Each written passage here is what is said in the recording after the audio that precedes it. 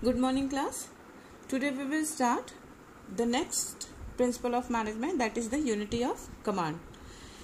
Each employee should have only one boss from whom he or she gets orders or instructions and is accountable to.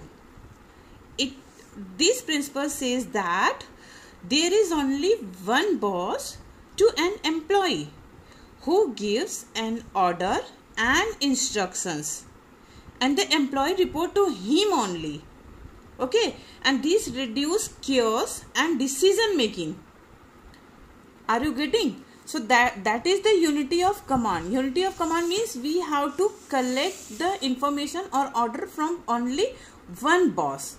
आपको एक ही लोगों से command मिलना चाहिए, एक एम्प्लॉय को एक ही बॉस से कमांड मिलना चाहिए. अगर एक एम्प्लॉय को कई बॉस से कमांड मिलेगा तो वर्क कंप्लीट नहीं हो पाएगा. जैसे एक सिंपल से एग्जांपल ले लो, अगर आपके घर पे कोई फंक्शंस है, lots of peoples are there at your home, तो सब लोग आपको एक काम कर, मम्मी ने एक काम कह दिया, पापा ने एक काम कह दिया, अंकल ने एक काम कह दिया, आंटी ने एक काम कर दिया, अब आपके पास 4 वर्क्स हो गए. सिंपली कोई भी कहेगा, सिंपली आपसे कह देगा कि मेरा काम तो तुम नहीं किए, तुमसे एक ही काम कहे थे. अब उसको कैसे समझा जाए कि भाई मेरे पास तो 4 वर्क थे ना, how I complete my 4 works.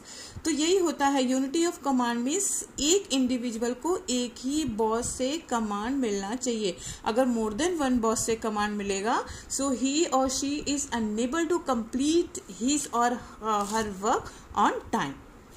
Clear? Unity of command. Let us go for the next one, that is the unity of direction. The work and efforts of the organization as a whole must be in the same direction. Okay, the principle says that every effort of the organization as a whole must be in the same direction. That means completion of the goal. In anyhow we have to complete our goal. Clear? For example, that means the direction of each bosses should be in the same way.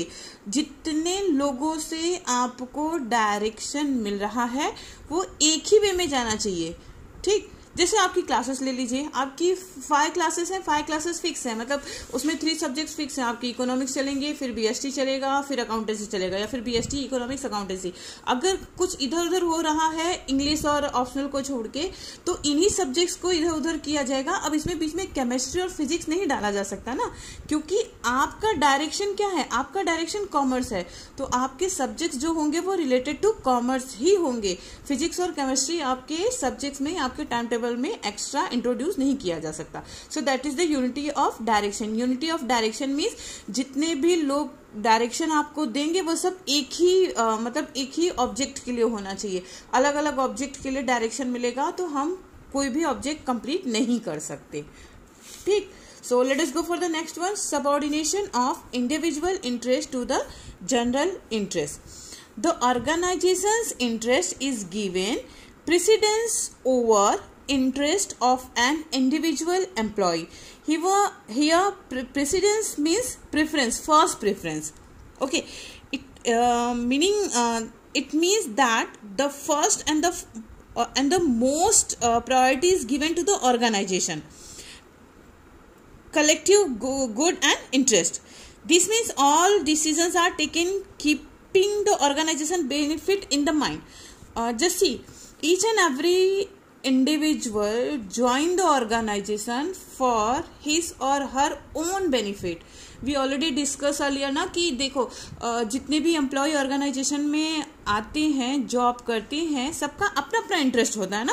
क्या interest होता है, जैसे कि किसी का interest होता है कि भाई हम गाड़ी खरीदेंगे, किसी का इंटरेस्ट होता है कि हम घर खरीदेंगे, किसी का इंटरेस्ट होता है कि हम अपने पेरेंट्स को बहुत अच्छी सुविधाएं देंगे, किसी का इंटरेस्ट होता है कि हम अपने भाई बहन को उनकी अच्छी एजुकेशन कराएंगे. सो सब सारे एम्प्लॉयज़ का, सारे इंडिविजुअल का इंटरेस्ट होता है, अलग अलग इंटरेस्ट होता है, लेकिन सबके इंटरेस्ट को एक इंटरेस्ट में कन्वर्ट करना रहता है, that is the general interest. And what is the general interest of the organization? To achieve the target, to achieve the goal of an organization. I think so. Clear up to here.